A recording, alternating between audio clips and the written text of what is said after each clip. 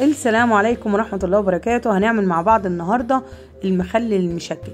هنعمل بقى شوية مخلل كده عسل، وما عنتش هتشتري من بره تاني. مخلل مشكل بقى من كل حاجة فيه، من بصل لقرنبيط لجزر لخيار، كل حاجة جواه يعني هتعجبك وهتبقى تمام التمام. ما عنتش هتشتري مخلل تاني من بره. اول حاجة هنعملها نسمي الله كده، وهجيب بصل ابيض صغير. تخليل البصل ده اول حاجة هتتعمل معانا، لازم تجيبي ابيض يكون صغير، اصغر حاجه عند الراجل بتاع الخضار تجيبي البصله الصغيره خالص. تحط حله فيها ميه تغلي قوي، وتحط فيها معلقتين ملح او 3 معالق ملح كده حسب كميه البصل بتاعتك. ده كيلو بصل حطيت عليه 3 معالق صغيرين ملح، ونزلت بالبصل زي ما هو زي ما انت كده اهو شايفاه في الحله بتاعتي في الميه، وهغطي عليه واسيبه هي غلوه، يعني غلوه هتقفل النار عليه على طول، ونقفل عليه لتاني يوم. مش هتيجي جنبه، نقفل النار ونسيبه متغطى عليه لتاني يوم. تاني يوم بقى ابتديت خلاص قشرته حطيته على جنب كده وسبته. اول حاجه جهزت معايا. تاني حاجه هعملها القرنبيط. القرنبيط من الحاجات الجميله اللي لما بتتخلل بيبقى طعمها جميل جدا. هاخد القرنبيطايه كده وهقطعها حتت صغيره على حسب، كل ما القرنبيط القطعه تبقى اصغر بتبقى احلى. ميه مغليه، اول ما الميه تغلي نقفل النار ونحط القرنبيط ونغطي عليه. اهم حاجه نقفل النار بتاعتنا، يعني عايزه الميه مغليه بس زي ما انتوا شايفين كده. ما حطيتش في الميه الا معلقه ملح بس. اول ما الميه غلت طفيت النار وحطيت القرنبيط، وزي ما انتوا شايفين كده هغطي عليه واسيبها على جنب لغايه ما الميه بتاعته تبرد. وهندخل على تالت حاجه الجزر. الجزر هقشره كويس وخلاص زي الفل وغسلته. تعالوا بقى نقطعه بالقطاعه الجميله الشقيه دي. القطاعه دي سكينه عاديه خالص تقطعي بيها للبطاطس او للخيار او للجزر، بتدينا شكل جميل جدا. شوفوا المنظر بتاعها، الشنشره دي جميله قوي. دي بقى عشان تديكي المنظر زي الجاهز بالظبط، جميله قوي. التقطيع بقى زي ما انت عاوزه. برضو ميه مغليه وهنقفل عليه. اول ما الميه تغلي برضو بمعلقه ملح نقفل عليها ونحط الجزر بتاعنا ونغطي عليه كده. الحاجتين بتوعي اللي هم عايزين اللي هم ايه، التسويه خفيفه، اللي هو القرنبيط والجزر. رابع حاجه اللفت.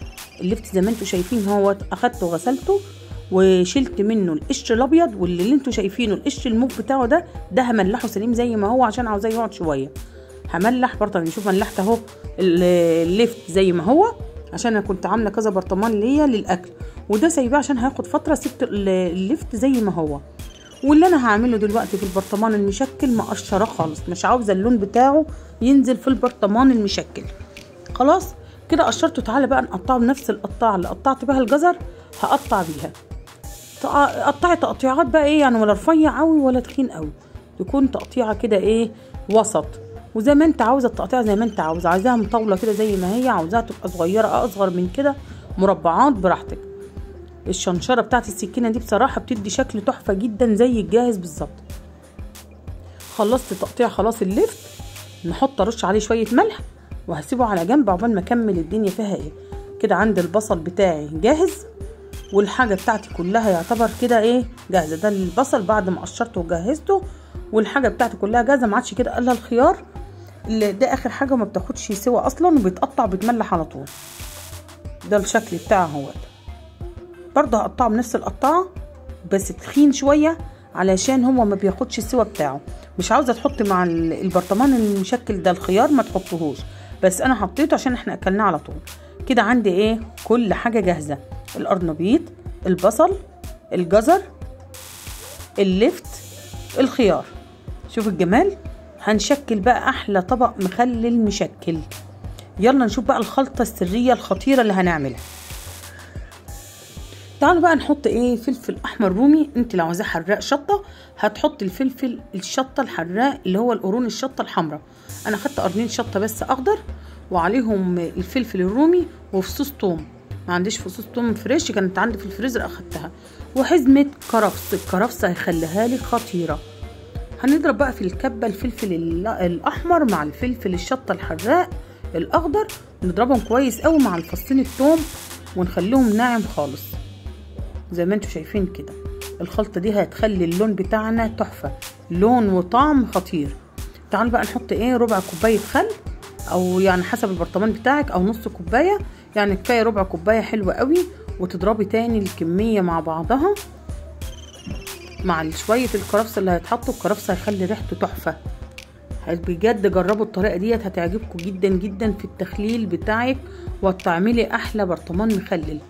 وانت بتضربي كده حطي معلقه ملح صغيره في الفلفل والكرفس واضربيها مع الخل كده. الخلطه بتاعتك الجباره جاهزه، تعملي تشم ريحتها اصلا خطيره. ضيفي بقى الخلطه دي كلها على الخضار كله اللي انت مجهزاه، اللي انت هنملحه اللي هنخلله، واقلب كل الطبق كده ببعض كله مع بعض بقى. البصل مع الجزر مع الخيار مع اللفت مع القرنبيط، كله متقلب مع بعض. وضيفي بقى شويه حبه البركه معاهم. حبه البركه هتديكي لون وطعم وفايده طبعا خطيره. شوفوا الطبق بعد ما يتشكل بقى كله مع بعض والخلطه كلها جواه، جميل جدا. قلبت كله مع بعض. وتعالوا يلا نحط في البرطمان بتاعنا ونظبط احنا هنعمل ايه. شوفوا الجمال، شكله كده يتاكل ده بالظبط 3-4 ايام بالظبط ويتاكل. اول حاجه حطيتها ورق لورا او ورق غار. تحط اللورا دي بيبقى جميل جدا، ما تحطيش عشان ريحه البصل ما يبقاش فيه ريحه خالص. وتبتدي ترصصي كل بين طبقات تحط ورقتين لورا كده. خلاص نكمل البرطمان كله. ما شاء الله على الجمال، عسل خالص كده. مليت البرطمانات بتاعتي. تعالوا بقى نعمل الميه المحلول بتاعي. انا كنت مجهزاه على لترين ميه، حطيت كوبايه ملح على لترين ميه. كوبايه الملح على لترين ميه، عليهم معلقه سكر. انا فض شويه خلطه حطيتهم في الميه عشان وانا بقلب يبقى معاهم كده. معايا المحلول بتاعي تحفه كده. معلقه الملح اللي اتحطت هتخلي فيه قرمشه وطعم جميل جدا للمخلل بتاعي. تعالوا بقى نحط الميه بتاعتي المحلول زي ما انتوا شايفين. هو طبعا الخلطه محطوط فيها الخل ومحطوط فيها برضو ملح. كوبايه الملح عادي، حطيتي ملح خشن حطيتي ملح ناعم، كله هيدوب. وهتقلبيه وهتحطي مع اللترين الميه، وممكن لترين وشويه كمان. يعني لو مش عاوزه الحوض اضاءه شويه ممكن كوبايه الملح دي على لترين ونص ميه.